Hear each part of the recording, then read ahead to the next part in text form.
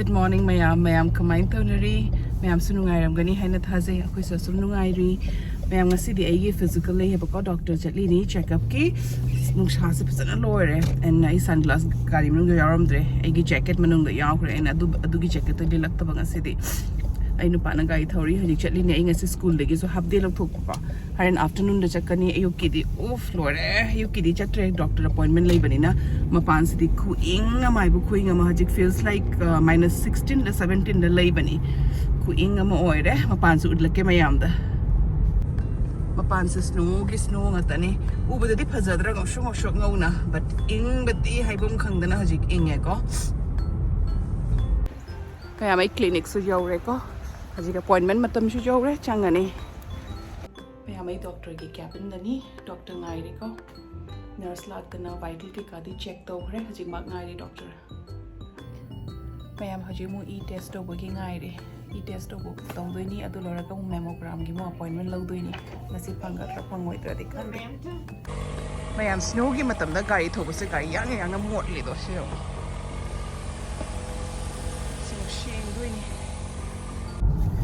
I am a clinic tagi jum the chat like Lambi the Gimu cannot outdoing Hidak pick up Todini which manak the CVS pharmacy like Autogagi Hidak pick up Taurani Atoka mammogram gidi my clinic the appointment P deco call Tauraga appointment Lauraga the gidi same clinic the Laaga mammogram Todini the Jum Chalagatum call Tauraga Jing and Nikanimit a appointment Pangba the Aigisu Chuti with the loaning the car. Weekend na traga evening the appointment phangadi dum school gi chutti lagda su yare chutti kya rak logani ko aduna haji gi jum da chatlani aduga ngahak potharaga ka school mu chatoi ni school di afternoon dagi aina hawgani ko half day ta logbani full day logdaba Myam chaklam gina ko pharmacy dagi hidak lore hidak loraga thoglaga pharmacy manak to McDonald leko aduga gi kino breakfast sandwich low na baina ina pa chang haram tak lo biro oina hejik jum na chalaga breakfast se makot laga chaba do nangaroi mane ngamaroi chakla mana shi do re because doctor visit se keshum cha mato fasting to raga chatli ne ba ko blood test ke ka taw banina adana chakla me yamna ma chang re inga ngai ni pa anda dum kai bin da phamaga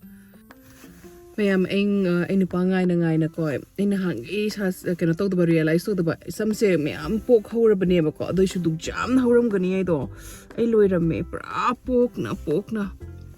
adum te hai gai the pam na minjin se sigi minjin se si hang adum jengam ba ko do ka poke ai thom ta bramjang ba du jam poke hora me ai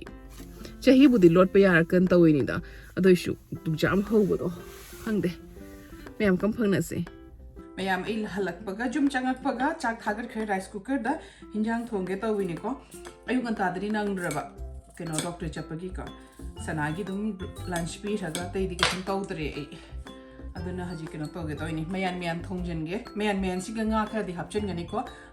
kai hai alu khamen shimbi mula uri khamen gidi kai hai ulkobi nahan ulkobi le kyam hauri hawai da so happy nga thongbo do happy ama ka tangai re asisu mayan da hapchen rani aduni da mayam asise thongbo loiraga maximum ingon da le se 50 minutes matong manung dai lo shalaga thabak chen doini mayam du phangna si kamu mayam egi hinjang se sigale re ko hinjang se yang na dum thong jelle cooker do ina thong e cooker da kam halaga ngau na khona lega da leiraga thenga da to khang na thongaga Duni du kadi nga di kaya ilisha matumoy na hape na kalim miniki ngashing ngubba lay na ngashing bhajalay ramdre na dum ilisha na hapchi laga lore mutala ni may may hajik thabak ki mutho katang thenge tutu shu nak ti ida mi banga gi lambi ni yawrani dum ay mapan se snale phare mayam komphang na se mayam school dei tholak patangai ri school sikalai re pung manga ta do re ai ka oja khara ka tum warishnan leiba ko ko normally koi pung mari da thoklak pani du du ngasi di khara tum warishnan leiba du ga tum pumanga ta re almost ta re du yung mam dre jang ma pan se ranung thang ga mandra pumanga ta ri hajik phare mayam jum chala ga mu phangna rase jum shu yawre hajik garbage ki slokshalu singas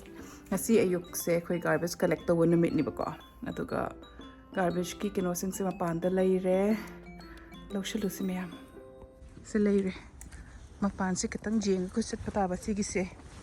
ꯑꯁꯤꯗꯤ ꯅꯥꯟꯗꯦꯀꯣ ꯑꯉꯧꯕꯁꯤꯗꯤ ꯅꯥꯟꯗꯦ ꯑꯁꯤꯒꯨꯝꯕꯁꯦ ꯌꯥꯝ ꯅꯥꯜꯂꯤ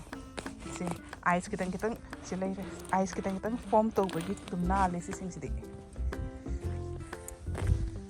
ꯈꯤꯇꯪ ꯌꯦꯡꯉ ꯆꯠ ꯇꯥꯕ ꯁꯤꯁꯦ ꯁꯤ ꯅꯥꯜꯂꯦ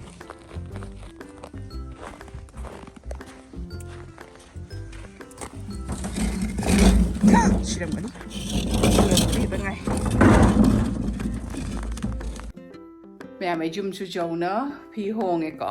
ꯑꯗꯨꯒ ꯆꯥꯛ ꯌꯦꯟꯁꯥꯡꯗꯤ ꯊꯣꯡꯉꯔꯣꯏ ꯉꯁꯥꯏ ꯊꯣꯡꯕꯗꯣ ꯑꯗꯨ ꯈꯔ ꯌꯥꯝ ꯊꯣꯡꯖꯤꯟꯈ꯭ꯔꯦ ꯈꯜꯂꯝꯕꯅꯤ ꯁꯅꯥꯒꯤ ꯆꯤꯛꯀꯟꯂ ꯀꯩꯅꯣꯝ ꯉꯧꯕꯤꯁꯤ ꯍꯥꯏꯅ ꯑꯗꯨꯁꯨ ꯉꯧꯔꯔꯣꯏ ꯇꯜꯂꯦ ꯍꯧꯖꯤꯛ ꯆꯥꯛ ꯌꯦꯟꯁꯥꯡ ꯊꯣꯡꯗꯁꯨ ꯌꯥꯔꯅꯤ ꯍꯣꯔꯦꯟ ꯑꯗꯨꯝ ꯁꯥꯍꯜꯂꯒ ꯉꯁꯥꯏ ꯊꯣꯡꯈꯤꯕꯗꯣ ꯑꯗꯨꯒꯩꯗꯤ ꯁꯅꯥꯒꯤ ꯆꯤꯛꯀꯟ ꯀꯩꯅꯣꯕꯨꯗꯤ ꯂꯩ ꯔꯣꯁ ꯇꯧꯕ ꯆꯤꯛꯀꯟꯗꯤ ꯂꯩꯀꯣ ꯑꯗꯨ ꯑꯗꯨꯝ ꯆꯥꯖꯔꯅꯤ ꯃꯥꯛ ꯑꯗꯨꯒ ꯃꯌꯥꯝ ꯑꯩꯈꯣꯏ ꯍꯧꯖꯤꯛ ꯃꯄꯥꯟꯗ ꯌꯥꯝ ꯏꯪꯉꯕꯅꯤꯅ ꯑꯩꯈꯣꯏ ꯍꯤꯟꯖꯥꯡ ꯅꯥꯄꯤ ꯄꯨꯝꯅꯃꯛꯇꯤ ꯁꯤꯔꯦꯀꯣ ꯑꯗꯨꯒ ꯃꯣꯔꯣꯛ ꯄꯥꯝꯕꯤ ꯑꯃꯅꯤꯈꯛ ꯄꯨꯁꯜꯂꯛꯏ ꯏꯃꯨꯡꯗ ꯑꯗꯨꯁꯨ ꯎꯠꯀꯦꯀꯣ ꯀꯌꯥꯝ ꯐꯖꯩ ꯄꯥꯜꯂꯤꯁꯦ ꯃꯌꯥꯝꯗꯁꯨ ꯎꯠꯂꯛꯀꯦ ꯁꯤꯁꯦ ꯌꯦꯡꯉꯨ umorokse ngasang ngasang ngangna fajadra adugagidi sisina kainune asi morokse kai kauke kauthokre thai chili se fajadra punama mulle ngasang ngasang ngange sina komla lebu pami ke ka to pushal e ka prei umorokse ni am phajai se am phajana pandra duga sige hina sme am pandlani ko punamak shi khre hek pujaba ngai di he aure ko duga hajiti ma panda sire sing se hingbiba pura winter sima hingadi nongmaisu phajana dum pangani pan puthoga ataisu pambi ke ka lei ka ti pushli du dia som atopa room da tham khre du di uraroi ko utlaroi ge dum aigi ngasai blood test torapani blood test ki su report la e atusu jeng mathau tani kari hairak toiba because last year gi aigi report da ai se sugar leidoira and diabetic oidoira and ekki urabani ko aduna akamu hanjena test tawpani aduga oidi oiramde ko aina dum ki basine yamna close oirambado aduga gidi plus akhomasu oibanina dum ki badunida तो ngasi gi se report hang ba lek tan na dum hang dri report jing do ni adu haraga ngasai di mammogram di torak tre to mammogram gi appointment lo muto tai pa ngasi di halak pa su khra thenga pani na hayeng wane lawrani ko mane phone to raga de sani mit appointment phang bodo appointment se dum khali ni weekend ta phang bi ba na natra kana weekdays or kana khra theng na phang bi ba because amo chutti lo bodo di tan boduni da dum hanjene jana chutti lo bodo khang de sab sa oi de khang de kari oi doi ba kari appointment phangdoi ba ge sana su halakri haji pung manga khara hele and mana halaktoi se heren pung 3 makhai gi tuga halakani ingang si wadi ware ma high school chapadagi phajana ware kai gi no haidi club kai ka join to base aduna high school na pung 3 makhai dina 3 ni phu bo se ma chatli ko school se aduga pung ani makhai khra helaga kaino my school sloi pani but adu loraga maki club ke ka do loraga nuti man hale ise pung mari makhai manga dani do ngasi na moi tournament leiba aduna atopa school da ma chakhi ko atopa school la chakhi bani na moi school legi school bus na thilli ni ko atopa school da adu ga hen moi sa school chakhi bado adu ga gi di school bus na mo ko pura ga moi school da drop tawra doi ni to ga khoi na pick up taw chakani ko do 7:30 dani hai to ma khoi da message tawrakani thungamdai da ki la o haina adu ri chatlu ni aduni mayam kamuk phangnasi ko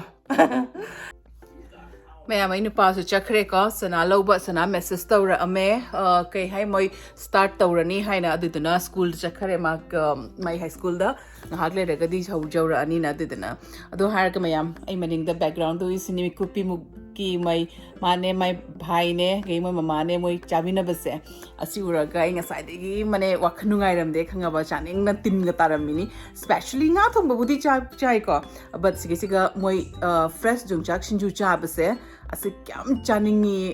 aise dum khalam mini ko jum ga chat phangadi haina because hajik jum da chatladi jung chak kai ka su hajik thokna ramina cha phangani na kuire jung chak ka se fresh cha phangda ko fresh jung chak sinju ga se cha phangda jum dagi kanghalaga purak podo phana keno su fresh cha ba ga yam khenai dana ko aduna jum kyam mystery anyways mayam adu hairaga keno ni aise doctor report to check the bana dum ki bado ko aduna nong ni khak tawraroi nong ni ꯇꯧꯔꯔꯣꯏꯒꯦꯅ ꯈꯜꯂꯤ ꯑꯩ ꯅꯨꯄꯥꯅꯕꯨꯗꯤ ꯉꯁꯥꯏ ꯍꯥꯏꯕꯅꯤ ꯃꯤꯂꯤ ꯅꯪ check ꯇꯧꯗ꯭ꯔꯤ ꯀꯩꯒꯤꯅꯣ ꯍꯥꯏꯅ ꯑꯩ ꯑꯗꯨꯝ ꯀꯤꯕꯗꯨꯅ ꯑꯗꯨꯝ ꯆꯦꯛ ꯇꯧꯗ꯭ꯔꯦ ꯑꯗꯨꯅ ꯅꯣꯡ ꯅꯤꯅꯤ ꯆꯦꯛ ꯇꯧꯔꯔꯣꯏ ꯑꯗꯣ ꯃꯌꯥꯝ ꯚꯤꯗꯤꯑꯣꯁꯤꯁꯨ ꯃꯇꯥꯡꯁꯤꯒ ꯂꯣꯏꯁꯤꯜꯂꯒꯦ ꯑꯦꯟ ꯚꯤꯗꯤꯑꯣꯁꯤꯕꯨ ꯅꯨꯡꯉꯥꯏꯕꯤꯔꯗꯤ ꯑꯩꯒꯤꯁꯤꯒ ꯀꯩꯅꯣꯝ ꯂꯥꯏꯠ ꯑꯃꯒꯤ ꯔꯤꯐ꯭ꯂꯦꯛꯁꯟꯗꯤ ꯂꯩꯔꯦ ꯚꯤꯗꯤꯑꯣꯁꯤꯕꯨ ꯅꯨꯡꯉꯥꯏꯔꯗꯤ ꯆꯦꯅꯦꯜꯁꯤꯕꯨ ꯁꯞꯄꯣꯔꯠ ꯇꯧꯕ ꯑꯣꯏꯅ ꯁꯕꯁꯀ꯭ꯔꯥꯏꯕ ꯇꯧꯕꯤꯔꯝꯃꯣ ꯑꯦꯟ ꯑꯩꯕꯨ ꯍꯥꯟꯅꯗꯒꯤ ꯁꯞꯄꯣꯔꯠ ꯇꯧꯕꯤꯔꯛꯏꯕ ꯏꯆꯤꯟ ꯏꯅꯥꯎ ꯃꯌꯥꯝꯕꯨꯁꯨ ꯊꯦꯡꯛ ꯌꯨ ꯁꯣ ꯃꯆ ꯀꯣ ꯑꯩꯕꯨ ꯁꯞꯄꯣꯔꯠ ꯇꯧꯕꯤꯕꯒꯤꯗꯃꯛꯇ ꯑꯦꯟ ꯀꯣꯃꯦꯟ ꯁꯦꯛꯁꯟꯗꯨꯗ ꯍꯥꯏꯕꯤꯔꯝꯃꯨ ꯅꯨꯡꯉꯥꯏ ꯅꯨꯡꯉꯥꯏꯇꯦ ꯍꯥꯏꯅ ꯃꯊꯪꯒꯤ ꯚꯤꯗꯤꯑꯣꯗ ꯑꯃꯨꯛ ꯐꯪꯅꯔꯁꯤ ꯃꯌꯥꯝ ꯕꯥꯏ ꯑꯦꯚ꯭ꯔꯤꯋꯥꯟ ꯅꯨꯡꯉꯥꯏꯅ ꯂꯩꯌꯨ ꯃꯌꯥꯝ